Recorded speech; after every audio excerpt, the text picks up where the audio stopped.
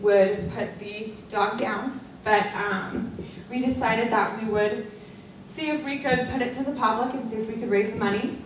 And so we actually did in 2 days. We raised the money for her surgery. And you know, when we look at dogs like that, we look at the surgery and say, okay, is this surgery going to be a one-time thing, and is it going to actually give her a good life? Or is it going to be a thing where she's going to have, you know, problems with her knees the rest of her life? And so that's kind of how we make these decisions on surgeries and that type of stuff. This is another example. That is a cat. It's 35 pounds. It's kind of funny when we get cats in like that. This is an individual that he had 2 cats that he surrendered to us, and the foster that ended up adopting these cats went to the nursing home a couple times a week with his cats, and up until the day that he died. So makes us a little bit different, a little bit more personable, and meant so much to him. So these are little different scenarios of why people don't think that you have to get rid of animals. Upper right-hand corner, that's actually my parents' dog. I grew up a military brat, so my dad dressed up their dog in his uniform. So it's kind of adorable. So military, as an example, my dad was just stationed overseas in Korea, and it was $2,000 to send their dog with him. So that's something that the military doesn't pay for. And it's just quite a bit of money, and it just breaks your heart to leave your animals behind. Overpopulation, if you don't spay or neuter your animal, and then they, you know, we call it the season of love. They have a litter.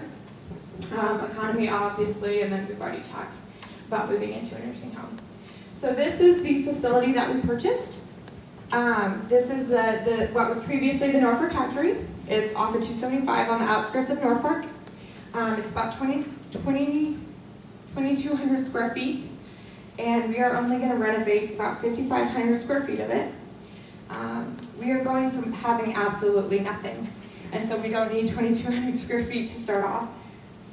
We want to be very cognizant and smart with our money, and so we want to start off with 5,500 square feet, and that is going to have 32 dog kennels and 36 cat kennels, and which will be able to house quite a few animals, and we will have a lot of room to grow. There will never be a shortage of ideas of what we can do with the rest of the facility.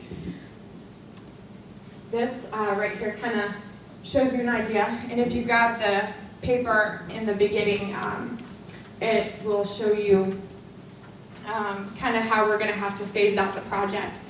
But on the it'll show you the kennel area.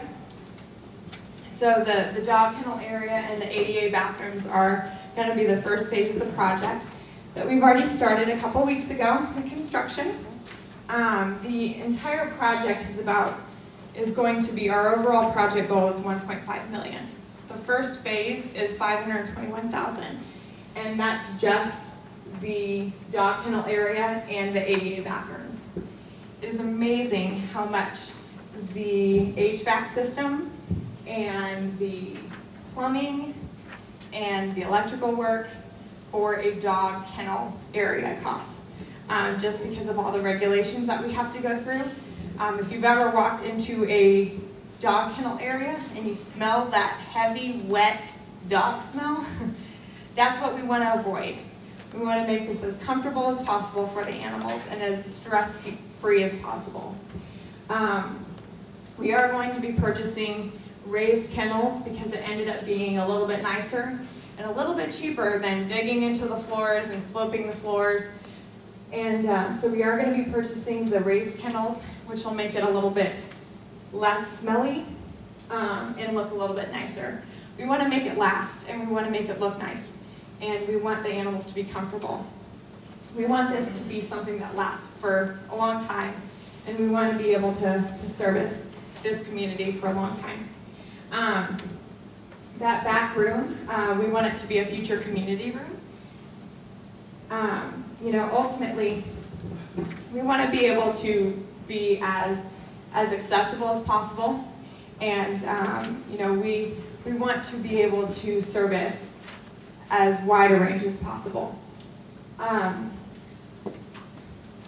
see. So we talked a little bit about the budget and how expensive everything is. Gotta love that.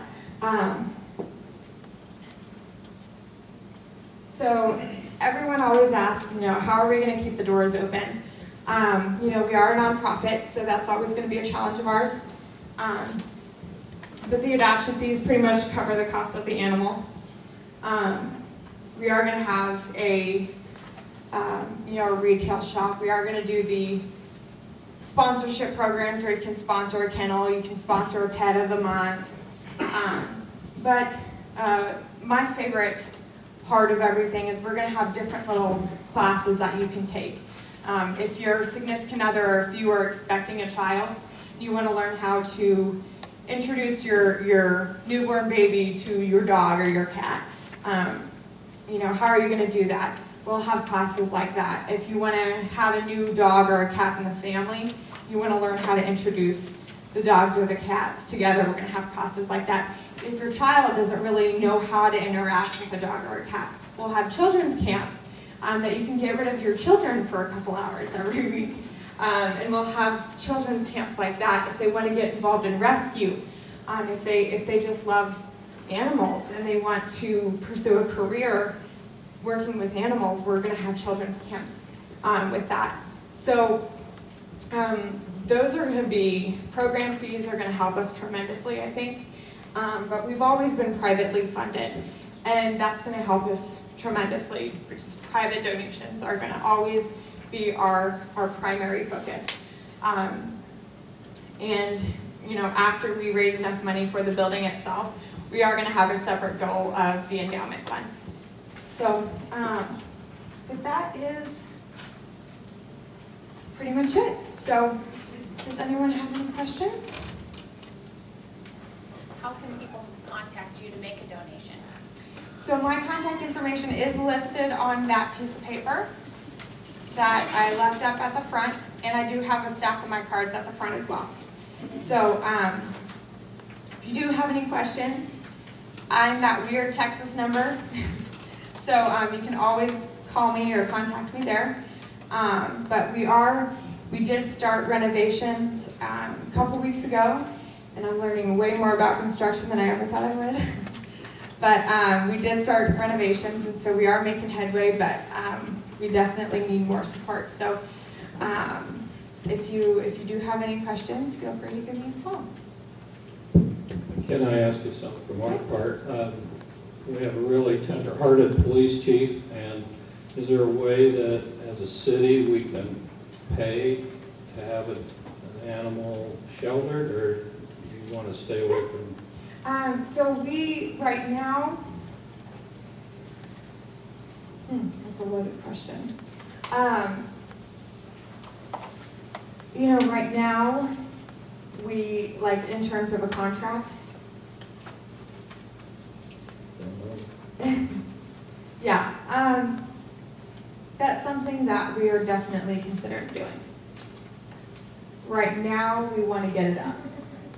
And then once we have it up and successful and going, that's something that we will more than likely definitely So you consider. need cash flow for right now, and then down the road you might have a program available. Yes. You know, we could bring an animal down and Yeah. pay you X amount of dollars, and then you can shelter them. Correct. Yeah. Thank you. Well, Thank you very much. Yes.